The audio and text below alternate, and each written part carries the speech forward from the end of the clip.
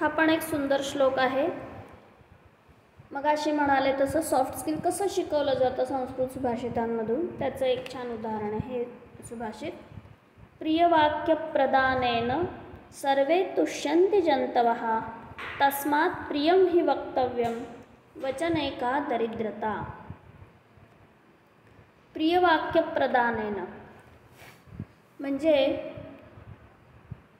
कुणाशी कसं बोलावं, कुणाशीही बोलताना चांगलं बोलावं, गोड बोलावं. प्रिय म्हणजे गोड बोलावं.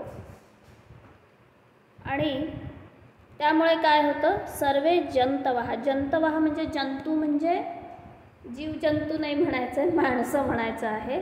सगळी माणसं कशी होतात, गोड बोललं की सगळे आनंदित राहतात, तुष्यंती.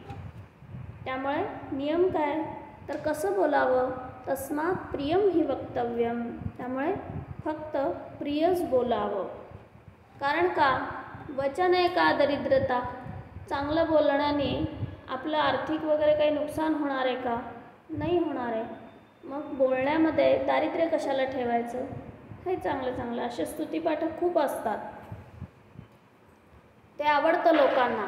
त्यांनी प्रत्यक्ष काही काम नाही केलं तरी कोणी काय छान आहे तू, काय छान आहे तू असं म्हणलं की लोकांना काय वाटतं, वा छान. प्रत्यक्षामध्ये काही नाही दिलं तरी गोड बोलण्याचे हे फायदे होतात.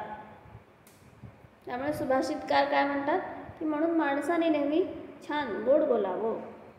म्हणूया, प्रियवाक्यप्रदानेन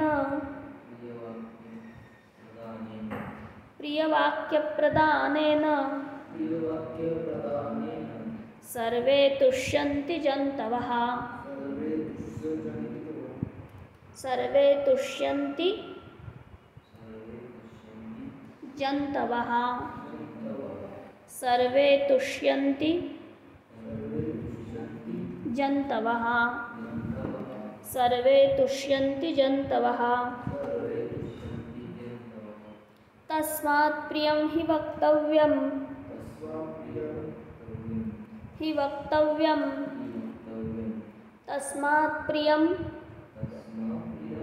हि वक्तव्यं, तस्मात् प्रियं हि वक्तव्यं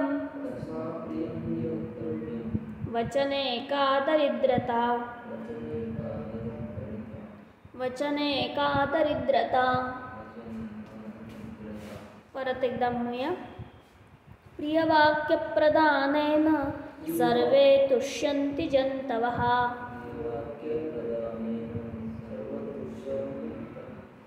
तस्मात् प्रियं हि वक्तव्यं वचने का दरिद्रता. ठीक, पुढचा बघूया. अष्टादश पुराणेषु व्यासस्य वचनद्वयं परोपकार पुण्याय पापाय परपीडनम. सगळं महाभारत लिहिलं, 18 पुराणं लिहिली महर्षी व्यासांनी, सगळं लिहिलं. सगळ्याचं सार काय आहे तर 2च वाक्य सार आहे एवढ्या सगळ्याचं. विष्णुपुराण लिहिलं, अग्निपुराण लिहिलं, त्याच्यानंतर भागवत पुराण लिहिलं, सगळ्यात शेवटी सगळी पुराणं लिहिली त्यांनी. मत्स्यपुराण, कूर्मपुराण, सगळी पुराणं व्यास महर्षींनी लिहिली. एवढ्या सगळ्या पुराणांमधून त्यांनी सांगितलं काय, हे सार रूपाने जर सांगायचं झालं तर ही 2 वाक्य आहेत. परोपकारः पुण्याय पापाय परपीडनम. म्हणजे काय तर परोपकार, दुसऱ्याला मदत करणे, दुसऱ्यावर उपकार करणे, हे काय आहे, पुण्यकारक आहे. पुण्याचं धनी होतो माणूस. आणि परपीडनम, दुसऱ्याला त्रास दिला तर कशाचं धनी होतोय, पापाचं धनी होतोय. इतक्या कथा सांगून सांगून सांगून काय सांगितलं आहे त्यांनी तर हे सांगितलेलं आहे की माणसाने कसं राहावं, परोपकारी राहावं, परपीडनकारी होऊ नये.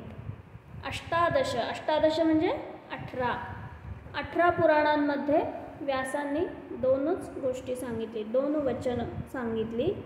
काय तर परोपकार हा पुण्यासाठी उपयोगी असतो आणि परपीडन हे पाप निर्माण करतं, आपल्याला पापभाग बनवतं.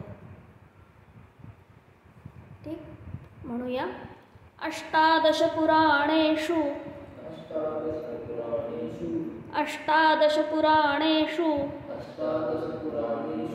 व्यासस्य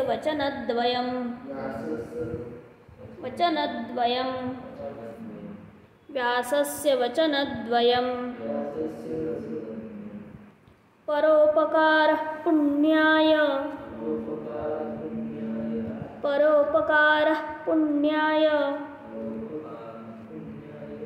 पापाय परपीडनम्.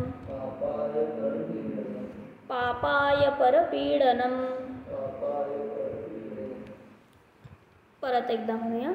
अष्टादश पुराणेषु व्यासस्य वचनद्वयं परोपकारः पुण्याय पापाय परपीडनम्.